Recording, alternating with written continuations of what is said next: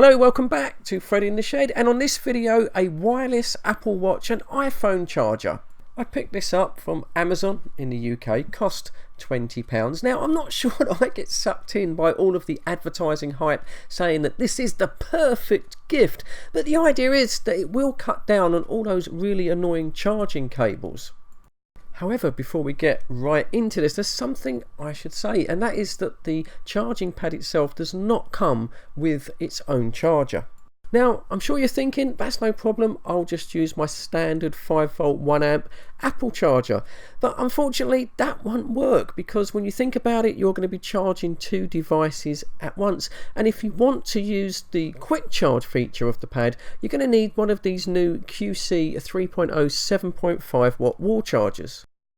I did try this pad with the standard charger, and it did work, to be honest, although the phone seemed to sort of charge quite slowly. But the charger itself, it got quite warm in the power socket, so I really would recommend that you invest the extra £8 or £9 and get yourself a proper QC 3.0 fast charger.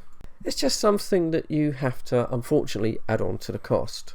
Straight out of the box, the charging pad is just purely sort of all black plastic. It's probably not the most aesthetically pleasing device. I have seen these in kind of wood and bamboo, but it seems quite nicely made, and it does have these rather good grip strips on the front here for your phone and your watch, and that holds them securely in place while they charge. Not much going on the underside other than this rather clever trapdoor, which we'll get to in a moment.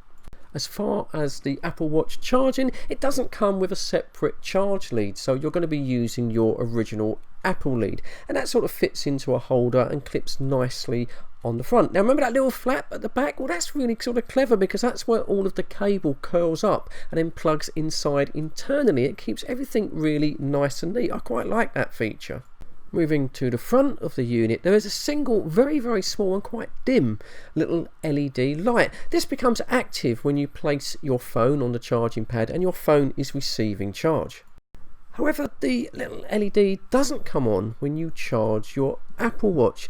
I suppose it only works with the inductive sort of pad. It's a bit of a shame that it would have been quite handy to know that your Apple Watch was receiving charge. Now, a few of you might want to have this set by the side of your bed, because after all, you can use your Apple Watch as an alarm clock. Just bear in mind though that the Apple Watch needs to be in the horizontal plane for it to be able to use the charger, so you have to set the screen accordingly. One final note is that you do have to make sure that you put down the phone sort of squarely onto the pad to make sure the charging coils are aligned. If you sort of do start twisting it, it doesn't take long before the phone no longer receives a charge. Charging times for your iPhone are pretty good as long as you use that QC 3.0 charger. Typically I got from about 60% to 100% charge in around 15 minutes. And I think that's about all I can say. It's a good one cable solution, and it does do away with all the other clutter of charging cables that just seem to make things look very messy. I do in particular like the Apple Watch charging cable, the way it secures in its own little compartment underneath the unit. I think that's particularly neat. I guess it would have been nice if they would have supplied this pad with the extra high powered wall charger, but you know, maybe I'm just asking that little too much. So that's about it. I'd like to say, if the video has helped you, please give it a thumbs up. Thank you very much for your view time. Maybe consider a sub.